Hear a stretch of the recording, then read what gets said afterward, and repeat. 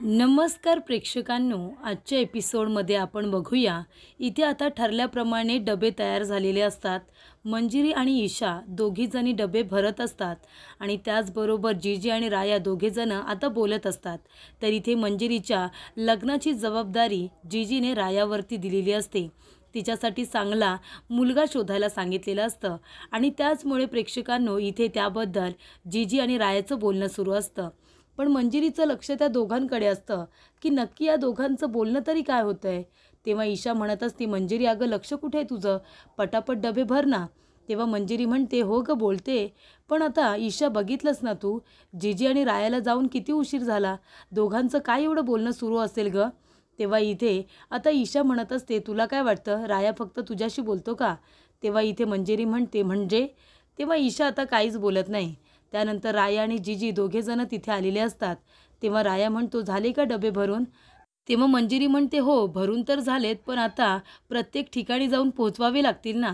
तेव्हा ईशा म्हणते, मंजिरी त्याची काही गरज नाही आहे, मी एका रिक्षावाल्याला सांगितले आणि त्याला सगळे ॲड्रेससुद्धा मी दिलेले आहेत. आता एकदा मी फक्त त्याच्याबरोबर जाते, तो बरोबर त्या त्या ठिकाणी आपल्याला घेऊन जाईल आणि डबेसुद्धा वेळेवरती पोचतील. तेव्हा राया म्हणतो, कशाला रिक्षावाला कशाला, मी आहे ना, मी सगळे डबे घेऊन जातो, द्या फक्त मला सांगा कुठे कुठे न्यायचे आहेत. तेव्हा ईशा म्हणते, अरे राया कशाला उगाच, तुलासुद्धा तुझी कामं असतात ना, मी जाईन ना रिक्षावाल्याच्या सोबत आणि आम्ही डबे सगळे पोहोचू. तेव्हा इथे जीजी म्हणते, नाहीतर काय राया, तुला कसं जमणार आहे, अरे तुला तुझी किती कामं असतात, हे बघ तू ती जबाबदारी घेऊ नकोस. ईशा म्हणते, ते अगदी बरोबर आहे, म्हणजे आता सगळे डबे आहे ना तो रिक्षावाला पोहोचवेल, ही आयडिया किती छान आहे. तेव्हा इथे आता मंजिरी म्हणत असते की एक मिनिट, आजचा आपल्या ईशाचा पहिला दिवस आहे की नाही बिझनेसचा, तेव्हा मी काय म्हणते, आता नारळ फोडून तर इथे सुरुवात केलीच पाहिजे, हो की नाही, शुभ घडायला हवं ना सगळं. तेव्हा जीजी, हा घे नारळ आणि तू आता नारळ आफड बरं इथे. तेव्हा जीजी म्हणते, तुला माहिती आहे ना मंजिरी, माझा या रीतिरिवाजांवरती अजिबातच विश्वास नाही आहे. तेव्हा ईशा म्हणते, राया तू फोड ना नारळ, तसंही तू माझ्यासाठी लकीच आहेस, तू जर नारळ फोडलास ना तर माझा बिझनेस खूप छान होईल. तेव्हा राया म्हणतो, मी कशाला. तेव्हा मंजिरी म्हणते, राया फोड ना, तिची एवढी इच्छा आहे तर. तेव्हा इथे राया आता नारळ फोडतो आणि इथे आता चांगला मुहूर्त सुरू करतो. तेव्हा इकडे ईशा म्हणत असते की राया, तुझ्यासाठी आहे ना मी टिफिन रोज तुझ्या घरी घेऊन येईन ना, मी स्वतः घेऊन येईन. तेव्हा राया म्हणतो, बरं ठीक आहे. त्यानंतर इथे आता निक्की म्हणत असते की जय सोडणार नाही आहे मी त्या म्हातारीला आणि त्या मंजिरीला तर अजिबातच नाही. आणि तो राया पण बघ, मंजिरीचा फोन आला तर लगेच निघून गेला, या निक्कीला इग्नोर केले त्याने, निक्कीला सोडणार नाही मी, त्याला माफ करणार नाही, त्याची त्याला शिक्षा भेटायलाच हवी. तेव्हा जय म्हणत असतो, निक्की अगं कशाला तू उगाच इथे त्रागा करून घेतेस, त्यांना आपल्याला चांगला धडा शिकवायचा आहे, कायद्याच्या कचाट्यामध्ये त्यांना कसं अडकवतो ना ते बघस तू.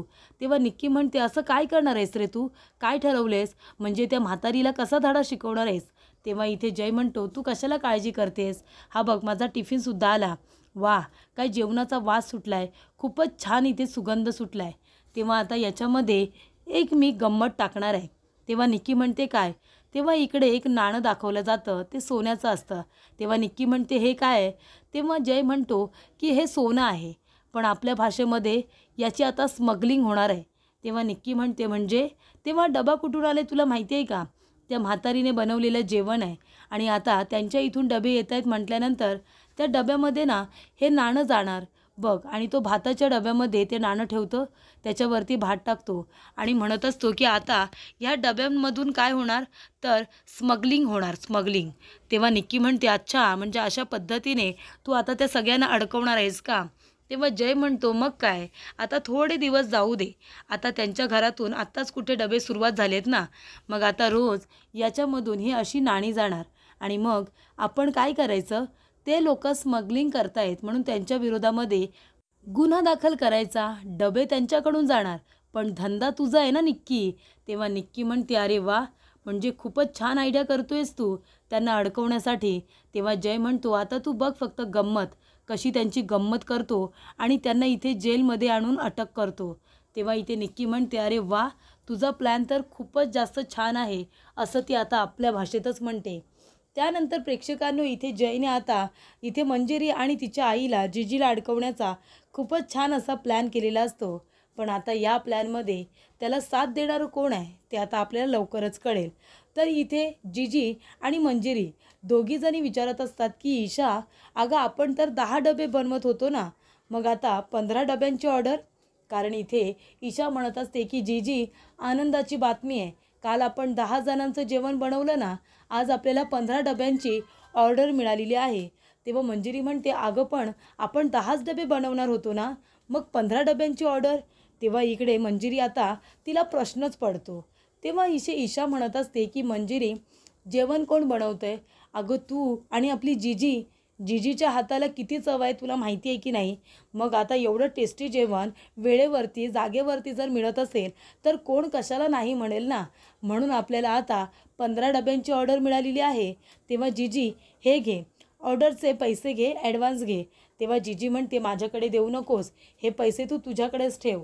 किती पैसे तुझ्याकडे आले, किती डबे दिले, किती खर्च झाला, किती पैसे उरले, हे सगळं तू लिहून ठेवायचा, सगळ्याचा हिशोब ठेवायचा. तेव्हा ईशा म्हणते, हो जीजी, मी हेच करणार आहे.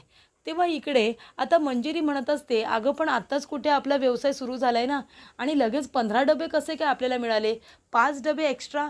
तेव्हा इथे ईशा म्हणते, का आपल्याला 15 डबे बनवता येणार नाही आहेत का? जमणार नाही का आपल्याला? तेव्हा जीजी म्हणते, असं कसं नाही जमणार? अगं 15 काय 20 येऊ दे, हवे तेवढे डबे आपण बनवू शकतो. आणि जेवढे जास्तीत जास्त आपल्याला डबे मिळतील तेवढा आपला फायदाच होणार आहे ना. तेव्हा ईशा म्हणते, तेच तर ना, जेवढे डबे जातील तेवढा आपल्याला फायदाच होणार आहे. अगं मंजिरी, तू कशाला एवढा विचार करतेस? 15 डब्यांच्या जागी आपण 20 पण बनवू शकतो. तेव्हा मंजिरी म्हणते, काही हरकत नाही. तेव्हा इथे आता जीजी म्हणत असते, बरं ठीक आहे, आता आपण आहे ना हिरव्या भाज्या बनवूया, आपण काहीतरी छान आता एकत्र भाजी बनवूया चला. तेव्हा मंजिरी म्हणते, अगं पण जीजी, आपल्याकडे हिरव्या भाज्या कुठे आहेत? जाऊन आणाव्या लागतील ना. तेव्हा मी एक काम करते, तुम्ही दोघीजणी ना बाकीची तयारी करून घ्या, मी जाते आणि आता बाकीची भाजी वगैरे सगळ्या हिरवा पालेभाज्या घेऊन येते.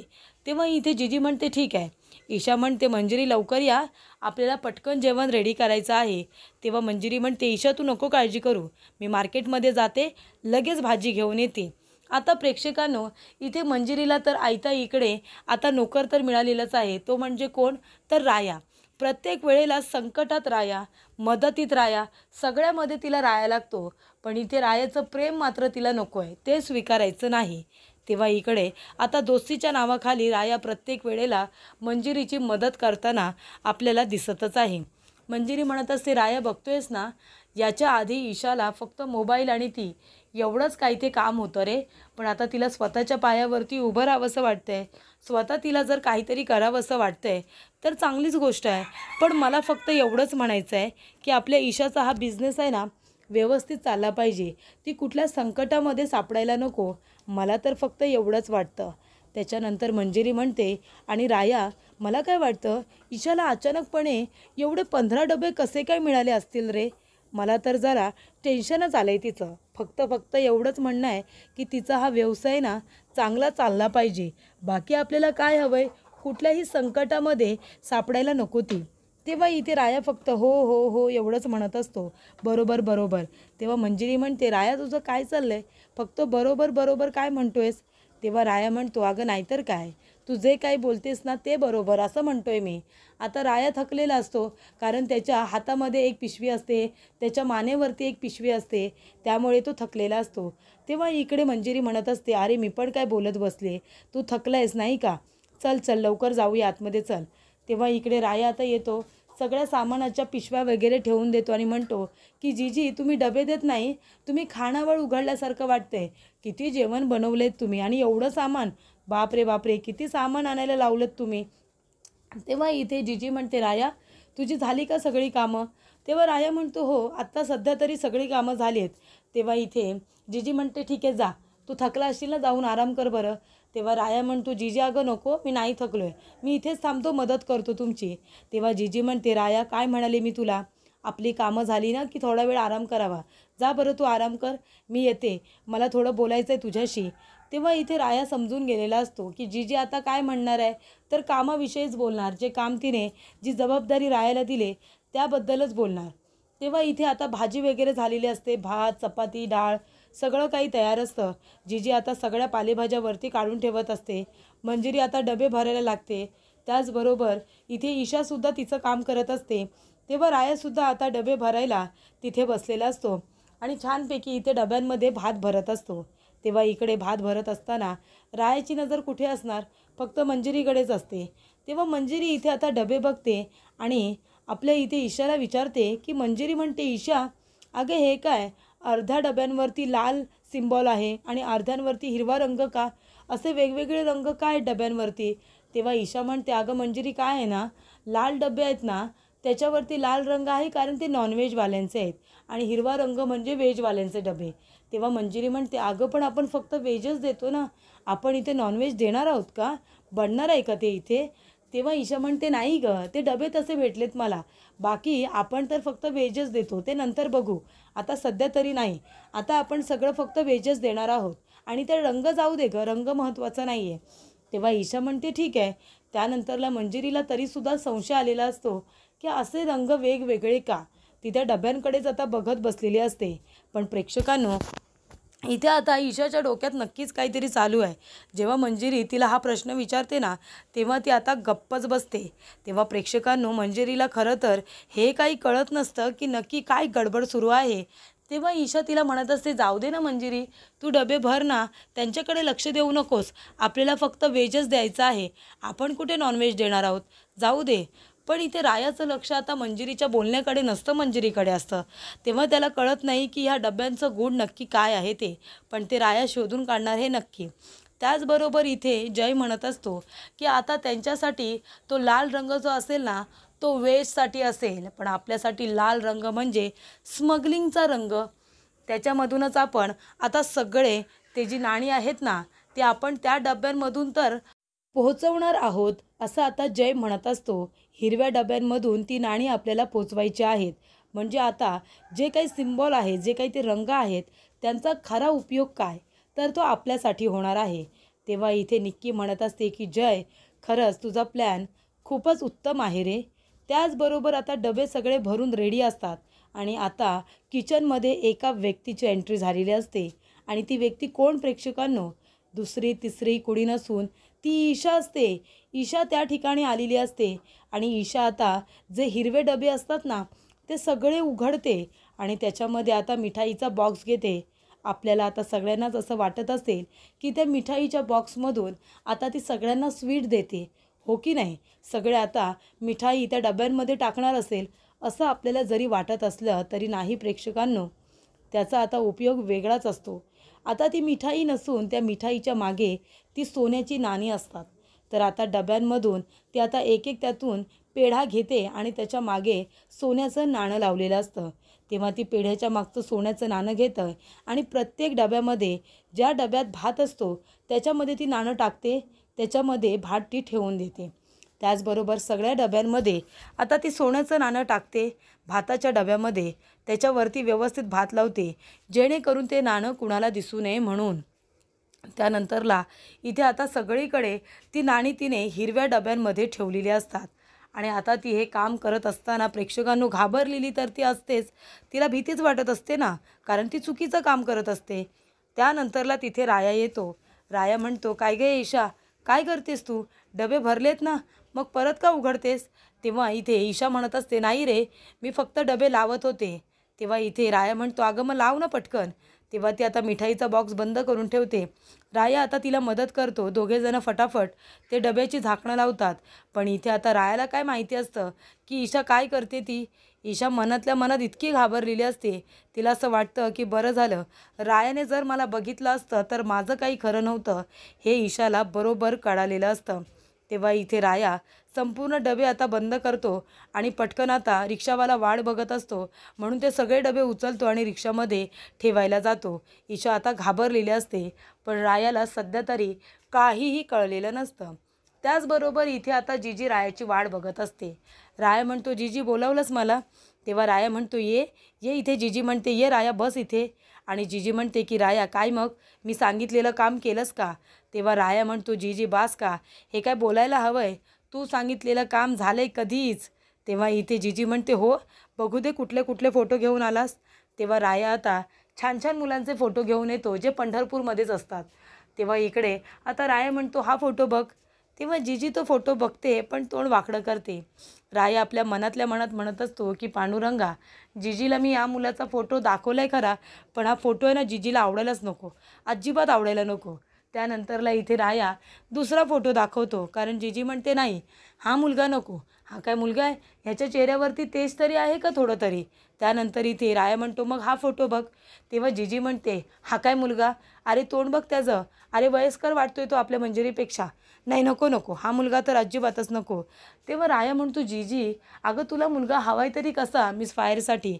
तेव्हा इकडे जीजी म्हणत असते अरे मुलगा म्हणजे कसा हवा, अख्ख्या पंढरपूरमध्ये सगळेजण त्याच्याकडे बघत बसले पाहिजे, राजबिंडा हवा, राजबिंडा, या घराला मंजिरीला शोभणारा हवा, बरोबर की नाही. तेव्हा राया म्हणतो हो बरोबर बरोबर, असा मुलगा शोधायला हवा नाही का. तेव्हा मंजिरी म्हणते नाहीतर काय, राजबिंड मिळायला हवं माझ्या मुलीला.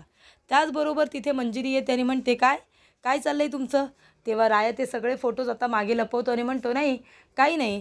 जीजी म्हणते आम्ही दोघेजण असेच जरा बोलत होतो, अगं जेवण बनवलं ना एवढं, मग मी थकले असेन, तेव्हा माझ्या तब्येतीची चौकशी करायला आला होता राया, हो की नाही राया. तेव्हा राया म्हणतो हो अगदी बरोबर. तेव्हा मंजिरी म्हणते हो का. तेव्हा राया म्हणतो हो जीजी थकली होती ना, म्हणून फक्त विचारायला आलो होतो थकलीस का. तेव्हा इकडे मंजिरी म्हणते काय झालं आहे तुमच्या दोघांचं, माझ्यापासून काही लपवत आहे की काय. तेव्हा राया म्हणतो नाही काही नाही. तेव्हा इकडे जीजी म्हणत असते राया तू बस, मी गुलाबजाम केलेत ना, तुझ्यासाठी गुलाबजाम घेऊन येते, खा आणि सांग कसे झाले ते. तेव्हा राया म्हणतो हो हो सांगतो सांगतो. त्यानंतर प्रेक्षकांनो राया विचार करत असतो की इकडे आता जीजीला नेमका मुलगा हवा तरी कसा, आता राजबिंडा मुलगा कुठे शोधायचा, असा प्रश्न तर उरलेला असतो. तेव्हा मंजिरी म्हणते जीजी अगं काय झालं आहे. जीजी म्हणते काय झालं आहे काय, आमच्या दोघांचं फक्त बोलणं चालू होतं, तू काय लगेच विचारायला आलीस. तेव्हा इथे मंजिरी म्हणते की नक्कीच हे दोघेजणं माझ्यापासून काहीतरी लपवत आहेत, इथे जीजीसुद्धा आणि रायासुद्धा. पण काय लपवत आहेत, पण जाऊ दे काहीतरी लपवत आहेत खरं, पण या दोघांची चांगली गट्टी जमली, हे खूप आहे ना, असं आता मंजिरीला वाटत असतं. तेव्हा इकडे जीजी आता तिच्यापासून काय लपवते, तर जीजीने मंजिरीसाठी आता चांगला मुलगा शोधायला सांगितलं आहे, आणि हे सत्य आता मंजिरीला कळू द्यायचं नाही, का तर तिला लग्न नाही करायचं आहे ना. पण आता जीजी काही ऐकते का, मुलगा तर ती शोधूनच राहणार. त्याचबरोबर इथे जय आता गुलाबजाम खातो आणि म्हणतो की वा, म्हणजे हाताला चव म्हणजे स्वर्ग सुख, हाताला चव खूपच आहे त्या म्हातारीच्या, खूप आवडतं मला तिच्या हातचं जेवण. तेव्हा इथे राया म्हणतो काय ईशा, मोबदला हवा आहे ना कामाचा, देतो देतो तुला मोबदला देतो. आणि आता तिला हवे तेवढे पैसे देतो आणि म्हणतो हे घे, हे आहेत तुझ्या कामाचे पैसे, आणि असंच काम करत राहिलीस ना ईशा, तू खूप मालामाल होशील, खूप पैसा येईल तुझ्याकडे, श्रीमंत होशील, आणि जे तुला हवं आहे ना ते तुला सगळं मिळेल, फक्त प्रामाणिकपणे हे काम करत राहायचं. जीजीला मंजिरीला स्वयंपाक बनवायला सांगायचं, तू ते डबे भरायचे, त्या डब्यांमधून ती नाणी पोचवायची, स्मगलिंग करायची, बरोबर की नाही, कोणाला काही कळणार नाही. फक्त आता 2 दिवस तू त्या रिक्षामधून जायचं डबे पोचवायला, नंतरला आहे ना जीजीलाच पाठवायचं, जीजीला काम द्यायचं ते. तेव्हा मंजिरी म्हणते, तेव्हा इथे ईशा म्हणते जय अरे मी असं कसं करू शकते, जीजीला कसं सांगणार ना डबे पोचवायला.